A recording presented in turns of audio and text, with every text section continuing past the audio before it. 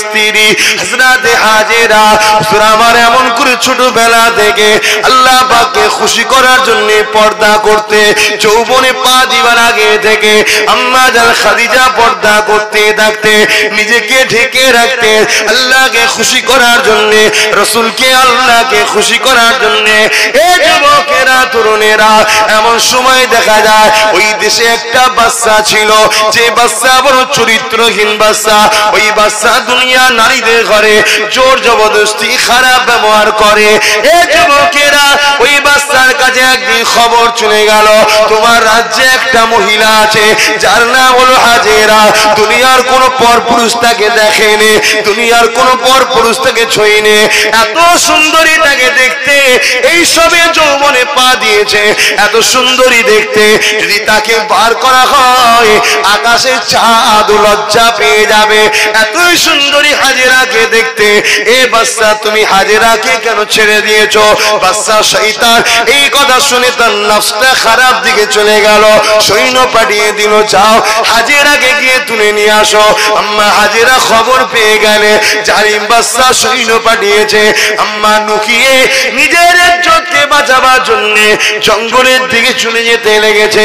জঙ্গলে যখন ঢুকতে লেগেছে, আম্মা হাজেরা আল্লাহকে বলতে লেগেছে, ও রব্বি আল্লাহ পাক, নিজের ইজ্জতকে বাঁচাবার জন্য আমি হাজেরা জঙ্গলে যেতে লেগেছি, কিন্তু জঙ্গলে হিংস্র জীবজন্তু আছে, তাদের সঙ্গে তো লড়াই করে পারবো না।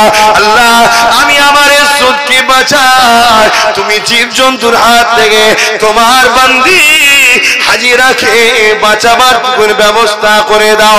আমার আল্লাহ, তিনার বিঘা হুকুম ছাড়া গাছের পাতা লড়ে না। হাজেরা যখন জঙ্গলে ঢোকে, আম্মা হাজেরা দেখতে লেগেছে ওই জঙ্গলে বিশাল ভয়ানক ভয়ানক জীবজন্তু। হাজেরাকে দেখে ঠিকই, কিন্তু দুদিকে কাটার দিয়ে লাইন দিয়ে হাজেরাকে ইস্তেকবাল করতে লেগেছে। কি গো, এ মর্যাদা তোমার গ্রামের মহিলারা পাবে? বাপেরা, নওজোয়ান তরুণেরা, আম্মা হাজেরা যখন বলে দিলেন আল্লাহ আমাকে বাঁচান, বাচ্চা এক হাঁটু জমিনে পুঁতে যায়। আম্মা হাজেরাকে বাচ্চা বলতে লেগেছে, এ হাজেরা, আমাকে আল্লাহর হস্তে মাফ করে দে হাজেরা, আমি তোর দিয়ে খারাপ নজরে তাকাবো না। আল্লাহর ওলিদের দিল বড় নরম হয়, আল্লাহ ওলিদের মন বড় পবিত্র হয়। যেমন শরীয়তের জন্য করা হয়, মাফ চাইলে ক্ষমাও তেমন করে দেয়। আম্মা হাজেরা হাত তুলে দিলেন, ও রব্বি আল্লাহ, ক্ষমা যখন চেয়েছে মাফ করে দিয়ে আবার বাচ্চা এক হাঁটু থেকে উঠে গেল। এই যুবকেরা, বাচ্চা বাইরে বেরিয়ে এসেছে, কিন্তু এক ঝলক আম্মাকে দেখেছে। শয়তানি খেয়ালের খোর কাটেনি। আরে এত সুন্দর নারী আল্লাহর জমিনে কখনো দেখিনি, এই হাজেরাকে ছাড়া যাবে না, এর সাথে মেনের বাসনা পূরণ করতে হবে। আবার যখন ঘরে ঢুকতে লেগেছে, এই যুবকেরা তরুণেরা, আবার আম্মা হাজেরা বলেছে, আল্লাহ আমাকে বাঁচান। এক কোমর পর্যন্ত আল্লাহ ওই জালিম বাচ্চাকে জমিনে গেড়ে দিয়েছে। এই যুবকেরা, বাচ্চা আবার বলতে লেগেছে, হাজেরা রে, আমাকে মাফ করে দে, ক্ষমা করে দে, আমি আর আসবো না হাজেরা। আবার আম্মা মাফ করে দিয়েছে, আবার বাচ্চা বেরিয়ে গেছে, কিন্তু শয়তানি খোর এখনো কাটেনি। এই যুবকেরা, আবার যখন বাচ্চা হাজেরা ঘরে ঢুকতে গেছে, আম্মা হাজেরা আবার আল্লাহকে বলেছে, আল্লাহ বাঁচান। আমার আল্লাহ হাজেরার ডাকে সাড়া দিয়েছে, বাচ্চাকে এক বুক পরিমাণ আল্লাহ জমিনে ঢুকিয়ে দিয়েছে। যখনই ডাকে সাড়া দিচ্ছে, তাহলে আমরাও যদি আল্লাহকে ডাকি, আল্লাহকে খুশি করে, আমাদের ডাকে সাড়া দেবে না? দেবে না? দেবে। কেন দেবে না? আম্মা হাজেরা কাছে বাদশা তখন তিনবারের মাথায় কি বলছে? বাদশা তখন বলছে, হাজেরা শোন, আজ থেকে আমি তোর ছেলে, তুই আমার মা। শুনছেন? আজ থেকে আমি তোর ছেলে, তুই আমার মা, বাচ্চাকে মাফ করে দে। আম্মা বললেন, আল্লাহ আমার বাচ্চাকে আপনি মাফ করে দেন। বাদশাকে তুলে দিল। সত্যি থেকেই সেই দিন থেকে বাদশা আম্মাকে হাজেরা বলে মানতেন। জোরে বলুন সুবহানাল্লাহ। মা বলেই মানতেন। বুঝাতে যাই সেটাই আল্লাহ হয়ে যাও, রসুলের হয়ে যাও। দুনিয়ার কোনো শক্তি নাই তোমাকে মিটিয়ে দিতে পারবে। এ যুবকেরা, তরুণেরা, ইতিহাস জানা আছে বেঈমানদের। বেঈমানরা জানে মুসলমানকে ইমানি শক্তিতে কখনো পরাজিত করতে পারবো না। এ যুবকেরা, তরুণেরা, বদরের জমিনেতে আল্লাহ নবী যখন সাহাবাদেরকে ডাক দিয়েছিলেন, এ বাবা সাহাবারা, মক্কা কাফির, মক্কার মূর্তি পূজারীরা, লাত উজ্জাহ বলে মাননেওয়ালারা, নকল খোদার পূজারীরা আমাদেরকে মারার জন্য নিজে থেকে আগিয়ে এসেছে। বাবা, আমরা তোদেরকে মারতে যাই না, ওরা আমাদেরকে মারতে এসেছে। বাবা, তাই নিজেদের জান বাঁচানো, নিজেদের বাচ্চা সন্তানদের জান বাঁচানো, প্রতিরোধ করতে হবে। বাবা, বাবারা চলো বাবা, মোকাবেলা করতে হবে। এই যুবকেরা, তরুণেরা, মাত্র 313 জন যুবক সাহাবা বেরিয়েছে, কিন্তু তাদের হাতে ঢাল নাই, খাজুরের লাঠি আছে, তাদের হাতে তীর নাই, বললাম না, খালি হাতে রয়েছে, খালি পায়ে রয়েছে। কয়েকজনের কাছে খাজুরের ডাল রয়েছে। আর মক্কা থেকে যারা 1000 সৈন্য গেছে, তাদের হাতে ডাল, তরোয়াল, তীর, বল্লম রয়েছে। আল্লাহ নবীর সাহাবারা বদরের জমিনে গিয়ে হাজির হয়ে গেল। এই যুবকেরা, তরুণেরা, আল্লাহ নবী বলল, আলী আমার বিছানায় শুয়ে পড়। অজ শুনেছেন তো? শোনেন না? শুনেছেন কিন্তু অজ বোঝেননি। শুধু শুনেছেন, অজ বোঝেননি। ব্যাপারটা কি? এত জলসা হয়, কত মাথায় রাখবেন? এত জলসা হয়, কত মাথায় রাখবেন? এক একজন মডেল হুজুর, এক এক রকম মডেল বক্তা, বদহজম হয়ে যাচ্ছে।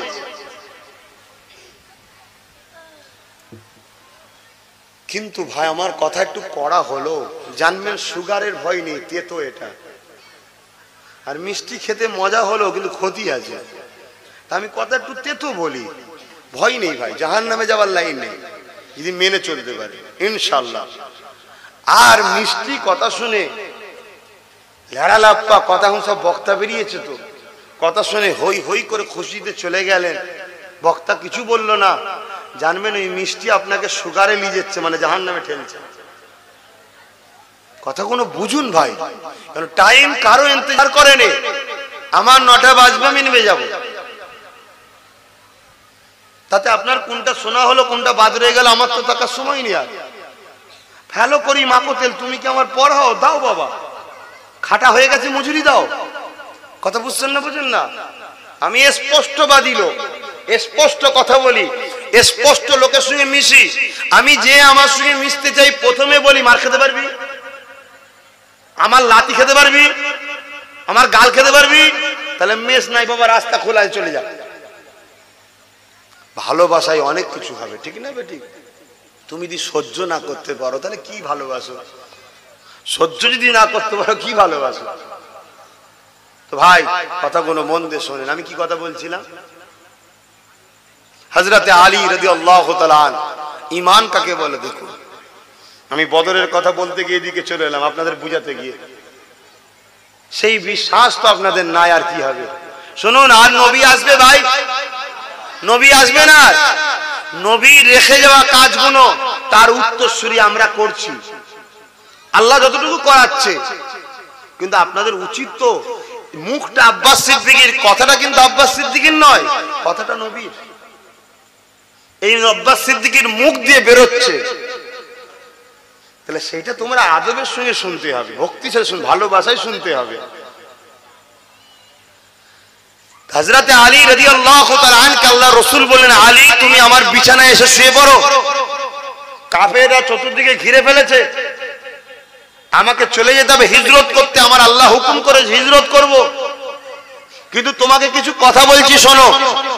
সকালে উঠবে, এই মালটা অমুকের, এই মালটা অমুক কাফেরের, এই মালটা অমুক মূর্তি পূজার, এই মালটা অমুক খ্রিস্টানের, এই মালটা অমুক ইহুদির। ভাই তারা আমার রাসূলের কাছে মাল লেগেছে কেন? তারা জানে মুহাম্মাদের কাছে রাখলে একটা মাল কখনো এদিক ওদিক হবে না। জোরে বলুন সুবহানাল্লাহ। তারা নিজেরা নিজেদের মধ্যে সব মাল আমানত খিয়ানত করতে, রেখে গেলে 1 ঘন্টা পরে এলে বলতো কই রেখেছো। কিন্তু আমার রসুলকে তারাই সত্যবাদী আলামিন বলে জানতো। রসুল বলছেন আলী সকালে উঠবে, একটু মালগুলো সব পৌঁছে দেবে, দিয়ে তুমি মদিনায় আসবে বলে হযরতে আলী রাদিয়াল্লাহু তাআলা আনকে রসুল বললেন তুমি আমার বিছানায় শো আর আমার চাদরটা মুড়ি দিয়ে শো। আর 40 জন কাফের এসছে, রসুলের ঘর ঘিরে ফেলেছে, রসুলুল্লাহকে মারবে বলে, শহীদ করবে বলে। ভাই যে বিছানাটায় হযরতে আলী শুয়ে আছে, বিছানাটা কার বলুন? রাসূল পাক সাল্লাল্লাহু আলাইহি ওয়াসাল্লামের। ওই বিছানায় যে ব্যক্তিটা শহীদ তাকে মারতে এসেছে কাফেররা, আর হযরতে আলী মুড়ি দিয়ে। ভাই ঘুম হবে কি গো? ঘুম হবে? সামান্য পাড়ায় যদি একবার হতে চোর এসছে, চোর এসছে, আপনার ঘুম হবে? আর 40 জন কাফের ঘিরে আছে ঘরটা, রাসূলুল্লাহ বেরিয়ে গেলেন, যে কোনো মুহূর্তে দরজা ভেঙে ঢুকবে, বিছানার উপরে যাকে পাবে রাসূল মনে করে ঝাড়বে, ঠিক না বেটি? হযরতে আলী পরের দিনে যখন মদিনায় গেলেন, সাহাবা হুজুররা সব কাঁদছিলেন যে হ্যাঁ আমার ভাই হয়তো আর বাঁচবে না। রাসূলের সাহাবারা জিজ্ঞেস করছেন আলী কাল রাত্রিটা কেমন কাটলো? হযরত আলী কি উত্তর দিয়েছিলেন? কাল রাতটা আমার এত নিশ্চিন্তায় কেটেছে, কোনদিন ওই রকম নিশ্চিন্তা আমি ঘুমাইনি। জোরে বলুন সুবহানাল্লাহ। সাহাবারা আল্লাহু আকবার, সাহাবা হুজুররা অবাক হয়ে গেলেন, এ হযরত আলী কি বলছেন আপনি? ওই বিছানায় তো রাসূলুল্লাহ শুতেন, ওটাই মারতে এসেছিল। ওটাতে হিসাব অনুযায়ী বুঝাবার জন্য বলছি মরণের বিছানা, বুঝাবার জন্য বলছি, নাউযুবিল্লাহ, ভুল বুঝবেন না। তাহলে আপনার ঘুম হলো কি করে?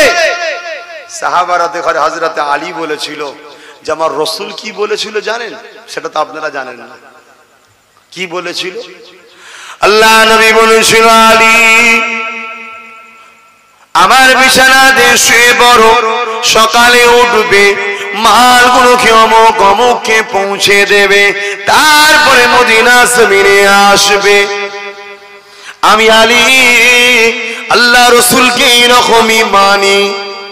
আল্লাহ নবী যখন বলেছে আলী সকালে উঠবে, তার মানে আজ রাত্রি আমার মৃত্যু নাই। মদিনা জমিনে যাওয়ার আগ পর্যন্ত অন্যদিন মৃত্যু থাকতে পারে, কিন্তু আজকে মদিনা যাওয়ার আগ পর্যন্ত নিশ্চিন্ত আলী তোর মৃত্যু হবে না। এটা ঈমান রাসূলের উপরে। আজকে সেই নবীর বংশের বাচ্চা আমরা এসে যখন কিছু বলি তোমাদের বিশ্বাস লাগে না।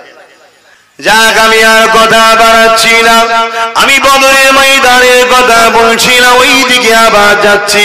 আল্লাহ নবী সাহাবাদিওকে বললেন বাবারা, হকের জন্য, ন্যায়ের জন্য, আল্লাহর জন্য, রাসূলের জন্য, গরিবের জন্য, অসহায়ের জন্য, মা বাপের জন্য, দেশের জন্য, ইজ্জতের জন্য লড়াই করতে হবে বাবা। এ বাবা সাহাবারা চলো বাবা, কারণ এগুলোর জন্য লড়াই করার নাম হলো ইসলাম, এগুলো বাঁচানোর অধিকার আল্লাহ দিয়েছে বাবা। ময়দানে চলে গেল, মাত্র 313 জন যে হাজির হয়েছে। এই 313 জনের বাপ মা ছিল, এই 313 জনের সংসার ছিল, এই 313 জনের বাচ্চা ছিল, এই 313 জনের স্ত্রী ছিল, এই 313 জনের আত্মীয় স্বজন ছিল, কিন্তু তাদের হাতে কোনো তরোয়াল ঢাল ছিল না। অপরদিকে 1000 সন্ত্রাসবাদী উৎপাত দলের লোকেরা, মিথ্যা খোদার দাবিদারীরা, তারা 1000 সৈন্য নিয়ে এসেছিল, তাদের হাতে ঢাল তরোয়াল বল্লম ছিল।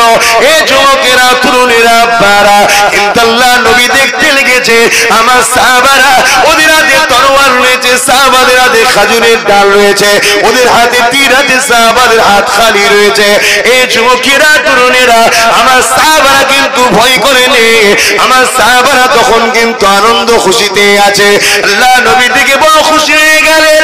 আল্লাহ নবী দোয়া করতে লাগলে, ও রব্বি আল্লাহ, আজ বদরের জমিনেতে ইসলামকে বাঁচাবার জন্য, শান্তির জন্য, ন্যায়ের জন্য, সত্যের জন্য, হকের জন্য আমার সাহাবারা মা বাপের ময়া ত্যাগ করে দিয়ে, স্ত্রী ছেলে পুলেদের ময়া ত্যাগ করে দিয়ে, জীবনের ময়া ত্যাগ করে দিয়ে তরোয়ালের সামনে দাঁড়িয়েছে, তীরের সামনে দাঁড়িয়েছে। ও রাব্বি আল্লাহ, আমি আব্দুল্লাহর বাবা মুহাম্মদ জানতে চাই এদেরই ভালো